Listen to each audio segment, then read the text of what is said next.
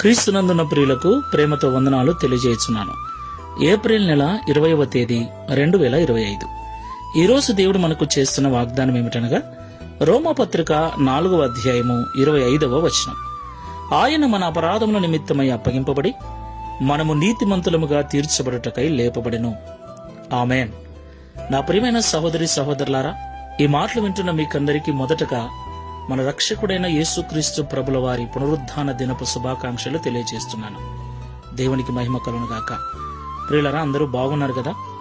మీరందరూ బాగుండాలని ప్రభు సన్నిధిలో ప్రతిదినం ప్రార్థిస్తూ ఉన్నాను. ఈ కృపను నాకు అనుగ్రహించిన దేవునికి స్తోత్రాలు స్తుతులు చెల్లిస్తున్నాను. దేవునికి మహిమ కలుగునుగాక. ప్రియులారా, ఈరోజు యేసుక్రీస్తు ప్రభుల వారు పునరుద్ధానము చెందిన దినం. పునరుద్ధానం అనగా తిరిగి లేపబడటం, తిరిగి బ్రతకటం. ఈ ప్రపంచ చరిత్రలో యేసుక్రీస్తు ప్రభుల వారు ఒక్కరే చనిపోయి మరణాన్ని గెలిచి తిరిగి లేచిన ఏకైక దేవుడు. దేవునికి మహిమ కలుగునుగాక. ఇంతకైనా ఎందుకు మరణించాడు మనకు తెలుసు. ఆయన మన పాపముల కొరకే మరణించాడు. ఆయన తిరిగి లేచాడు. ఎందుకు లేచాడు?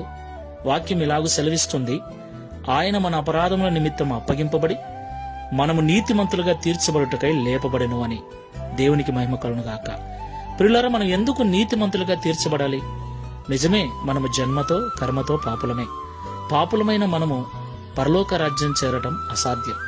ఎందుకంటే పరలోక రాజ్యం పరిశుద్ధమైంది, నీతితో నిండినది. అపవిత్రమైనది, అనీతితో కూడినది ఏది అందులో ప్రవేశించటానికి వీలు లేదు. కాబట్టి పాపములో ఉన్న మనలను, అపరాధములలో ఉన్న మనలను క్రీస్తు తన రక్తమిచ్చి కొన్నాడు. తన ప్రాణము ద్వారా, తన రక్తము ద్వారా మనల్ని పరిశుద్ధపరిచి నీతిమంతులుగా చేశాడు. ఇప్పుడు దేవుని రాజ్యం చేరుటకు మనము యోగ్యులుగా మార్చబడ్డాం. దేవునికి మహిమ కలుగునుగాక. కాబట్టి దేవుడిచ్చిన ఈ యోగ్యతను పోగొట్టుకొనకుండా జాగ్రత్తగా జీవించుదాం.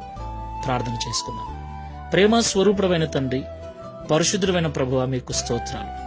నిజంగా నీవు మా తండ్రివి గనక, నిజంగా మా దేవుడవు నీవు గనక, మా క్షేమం కొరకు, మా మేలు కొరకు మేము నశించి నరకానికి వెళ్లటం ఇష్టము లేక మా కొరకు మరణించి ఆ మరణాన్ని గెలిచి తిరిగి లేచిన ఏకైక దేవుడవైనందుకు స్తోత్రాలు. ప్రభువా, మమ్మల్ని నీతిమంతులుగా చేయుట కొరకే, పరలోక రాజ్యం చేర్చుట కొరకే మీరు తిరిగి పునరుద్ధానుడవైనందుకు స్తోత్రాలు.